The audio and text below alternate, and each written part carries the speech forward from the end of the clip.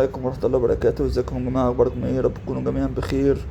وفيديو جديد، وان شاء الله الفيديو ده تسمعوه من الاول للاخر في الاجابة على اي سؤال ممكن يكون جه في بالك. كل الاسئلة تقريبا انا جمعتها تقريبا في فيديو واحد، عشان بقى نبدأ نروح ندور في قنوات تانية، ولا مثلا حد يقول لنا ده الادراج امتى بتاع الارباح، ولا حد يقول لنا مثلا سعر العملة كام، ولا حد، عشان ما حدش يشتغلنا ونقعد نلف ما بين القنوات والكلام ده كله. عشان نعرف برضو اصلا هل اصلا في مكسب من البوتات ديت ولا مفيش مكسب، والمكسب ازاي، والدنيا بتمشي ازاي، والكلام ده كله. كل الاجوبه على الاسئله دي تمام موجوده في قلب الفيديو. تسمع الفيديو من الاول للاخر، انت ريحت بالك بدل ما انت عمال تسمع هنا وتدور هنا وتشوف هنا. تمام. اولا نتكلم على العملات الرقميه. العملات الرقميه دلوقتي بقت واقع عايشينه، بقت واقع عايشينه. انتوا متخيلين ان بقت حاجه اساسيه موجوده عايشينها؟ تمام. لو جينا بصينا هنا على موقع انفستنج، وده موقع خاص بالبورصة وخاص بالأسهم والكلام ده كله والسلع والعملات والكلام ده كله. لو فتحنا من هنا كده رحنا على العملات الرقمية، هنلاقي ان العملات الرقمية النهاردة عاملة 2 تريليون دولار و410 مليار دولار. ده رقم مش هين، مش هين 2 تريليون دولار. الرقم ده ما هوش سهل.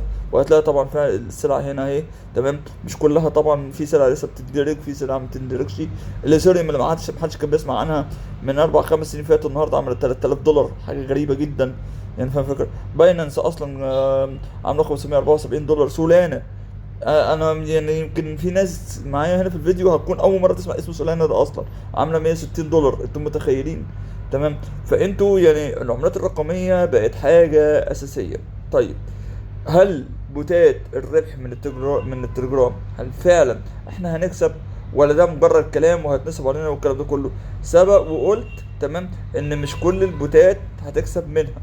تمام. مش كل البوتات هتكسب منها. انت بتعدي مثلا على 100 بوت، ممكن 40 بوت هتكسب منه، 60 لا ما تكسبش. تمام. مش كل البوتات، لكن ال 40 هيعوضوك ال 60. يعني انا معلش يعني في الكلمه، انا لو ال 40 دول هيدخلوا لي في السنه ما لا يقل مثلا عن 2000 دولار ولا 3000 دولار، 2000 مش هقول 3، 2000 دولار، ده مكسب مش هين. تمام. ده لو 1000 دولار، لو 1000 دولار خش عليه. مش بقول لك ايه، لو 1000 دولار، لو 1000 دولار خش عليه. تمام. ال 1000 دولار النهارده عاملين 50000 جنيه تقريبا. تمام. فحاجه مش هين. طيب، اسعار العملات بتاعت البوتات اللي احنا بنشتغل عليها ايه؟ تمام. الاسعار يا جماعه مفيش حاجه اسمها سعر عمله. اللي يجي يقول لك ده سعر العمله هينزل بكذا، ده هيطرح بكذا، ده مش عارف دي كلها تكهنات، تكهنات. ومن الخبره في خلال ال3 سنين اللي فاتوا، تمام، مفيش عمله بتنزل سعرها عالي. البيتكوين اول لما بدات، تمام، كان بص يعني عاوز اقول لك 100,000 ساتوشي منها. يعني العملة الواحدة من البيتكوين انت كنت تقعد تجمع فيها مثلا شهرين ثلاثة. العملة الواحدة بتجمع فيها 3 شهور عشان خاطر تديك نص دولار. يعني سعر العملة كان حوالي 30 سنت او 40 سنت، ما تكملش النص دولار. اول لما انت متخيل 3 شهور بتعمل في نص دولار، تخيل ان معاه بيتكوين النهارده تمام معاه كام؟ تمام. بس الفرق ما بين ايام البيتكوين ودلوقتي ان العملات دلوقتي بقت اسرع في ان هي تعلى. يعني البوتات دلوقتي اول لما بتطرح الارباح بتاعتها بتكون العمله مثلا عامله ايه، من 5 سنت ل 20 سنت. لو استنيت شهرين ثلاثه ما بعتهاش هتلاقيها عليت مثلا ل1 دولار ونص، 2 دولار. استنى شهرين كمان تلاقيها عليت ل5 6 دولار.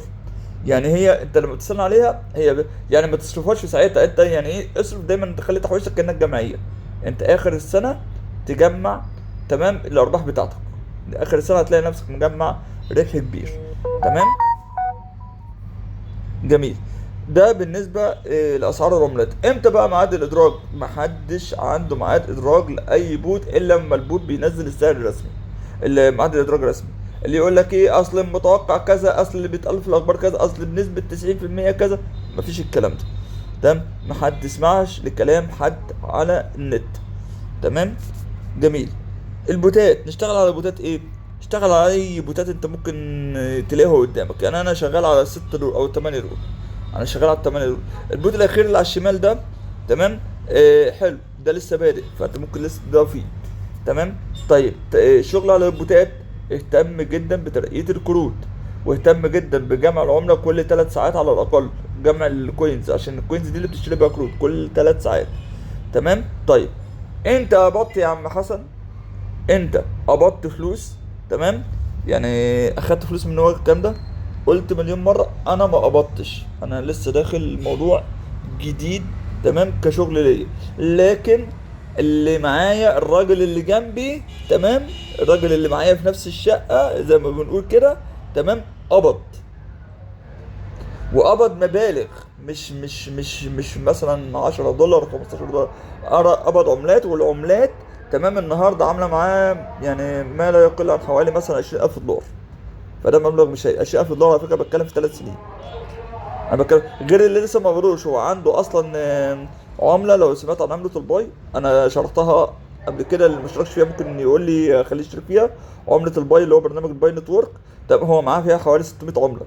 يعني مش حوالي، ده هم فعلا معاه 700 وكسر. ده انا اسف 700 وكسر. فاضرب النهارده عمله الباي عامله 40 دولار على فكره. 40 دولار عمله الباي اللي كانت من 3 سنين عامله كام سنت، النهارده عامله 40 دولار. تمام. ف ما شاء الله، يعني دول لوحدهم بحوالي 24 او 25 الف دولار يمكن. يعني هو داخله في حسبه 45 الف في الاربع خمس سنين اللي فاتوا. ف 45 الف دولار في الخمس سنين دول مبلغ مش هين. تمام. جميل. يبقى احنا ما نهملش موضوع البوتات، ما يعني احنا نشتغل عليه. طيب اهم حاجه، اهم حاجه نشتغل عليها ترقية الكروت اليومية، الشفرات اليومية لو في شفرات. تمام. كل 3 ساعات تفتح تلم الربحية بتاعت الكوينات. تمام. جميل. أسئلة تانية تخص الحظر. تمام. بصوا يا جماعة، أي بوت هيتم حظرك عليه هيجيلك رسالة حظر. رسالة حظر، مش رسالة ان الصفحة غير موجودة، لا، رسالة حظر. جالك صفحة غير موجودة، دي تهنيجة من السيرفر بتاعت البوت، ما تقلقش منها خالص. وبترجع بالتدريج، ما ترجعش على كل البوتات 100%. يعني تلاقي مثلا في ناس اشتغلت عندها وناس لا. فأي بوت انت شغال عليه جالك رسالة ان الصفحة غير موجودة او ما تفتحش او دي انت ما اتحذرتش، ما تقلقش. انت اتحذرت دي لو جالك رسالة بتاعت حظر. زي انا هفتح لكم صورة زي الصورة دي كده. تمام. دي صورة، تمام، يعني لصورة الحظر. تمام. ودي كانت لاستعمال الاوتو كليكر. يعني دي صورة ظهر لحد كان بيستعمل الاوتو كليكر ده، عشان كده انا حذرت دايما الاوتو كليكر اخر شهر قبل توزيع الارباح حاول ما تشتغلش عليه. الاوتو كليكر حاول ما تشتغلش عليه. تمام. في اخر شهر قبل الارباح ممكن تشتغل في الاول، اول لما البوت يشتغل اول شهر كده ولا حاجه. تمام. لكن بعد كده تروح موقفه وما تشتغلش عليه. تمام. ممكن تشتغل عليه في كتابه الشفره زي شفرات الميميفاي. الميميفاي دي يعني انت مش هتعرف تضغط بالترتيب، تمام، بتاعت الشفره بتاعتها. فممكن تعملها بالاوتو كليكر، مفيش مشكله خالص. تمام. لكن اخر شهر ما تشتغلش عليه. فانت لما هيوصل لك كده يفتح لك الصفحه عادي وزي الفل، مش اي مشكله، لكن مش هيديك ان الصفحه غير موجوده. تمام. ده بالنسبه للحظر. نيجي للبوتات الثقه. مفيش حاجه اسمها بوت ثقه، انت بتشتغل على كل البوتات وانت ونصيبك. في اسمها بوتات خلاص اخدت فعلا سمعه زي مثلا الهامستر. تمام. طيب انا الهامستر بقى ثقه، بس الهامستر حصل فيه مشكله يمكن بتحصل لاول بوت في التاريخ. تمام. ان الهامستر عدد المعدنين بتوعه وصلوا ل 300 مليون معدن. مفيش بوت وصل للقوة دي من التعدين تقريبا. تمام.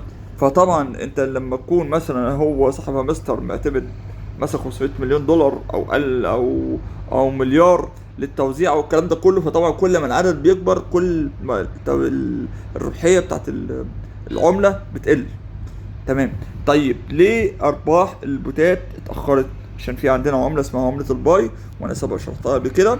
تمام. واللي ما عندوش البرنامج ده يراسلني وانا هقول له بيشتغل على عمله الباي ازاي. العمله بتاعت عمله الباي دي، تمام، حابب اقول لك ان هي بتعتمد في الاساس على عدد الناس اللي بتشتغل تحت منك. لو يعني الربحيه الاساسيه بتاعتك 1%، لكن بتزيد وتقل لو انت معاك ناس، لكن هي 1% ده الاساس. عمله الباي دي عمله دلوقتي اللي انا بتكلم عليها دلوقتي معديه ال 40 دولار تقريبا، داخله في 43 دولار. تمام. ويمكن معديه كمان في الوقت اللي انا بتكلم فيه ده. فدي حاجه مش هينه، دي حاجه مش هينه. لو انت مش تشترك في الباي هتبعت لي عشان اقول لك ازاي بتشترك فيه وازاي بتشتغل عليه والشرح بتاعه، وامشي معاك بالتفصيل واحده واحده. فضل عندنا تقريبا نقطة مهمة، ودي تقريبا كده هتبقى كل النقط المهمة الاسئله اللي بتتسال، تمام، وهي نقطه احنا ازاي بنسحب ارباحنا. والله يا جماعه انا اتمنى مصر كلها تشتغل على الموضوع ده، لسبب لان ده هيحول دولار من بره البلد لجوه البلد، وانا بتمنى حاجه زي دي بصراحه. احنا اصلا محتاجين عمله هنا بسم الله ما شاء الله يعني. تمام. الارباح خد بالك ان العملات دي بتروح على منصه، تمام، من يعني انت بتسحبها على منصه من خارج البوت، تمام، وبعد كده بتطرح العمله بتاعتك للبيع مقابل الدولار، تمام، وبعد كده انت عن طريقها بتاخد الدولار بتاعك، وتبقى تقريبا نسبه التحويلات او الخساره اللي بتخسرها حوالي تقريبا من 5 ل 10% من نسبه عملاتك. يعني انت لو مثلا عامل $1000 فانت مثلا في $50 هيروحوا منك مثلا من ال1000، من 50 ل 100، يعني مش هقول لك 100، لا ممكن 60، ممكن 49، ممكن 75، انت ونصيبك في دي. وانا طبعا هبقى متابع معاك واحده بواحده السحب ازاي. تمام. مرة تانية انا حابب انوه لحاجة مهمة جدا. العملات دي احنا عندنا ممنوع تداولها في مصر، محدش يتداول العملة دي في مصر، محدش يتداول العملة في مصر. تمام. عاوز تدخل دولار تفيد البلد مفيش مشكلة، لكن تداولها في مصر ممنوع.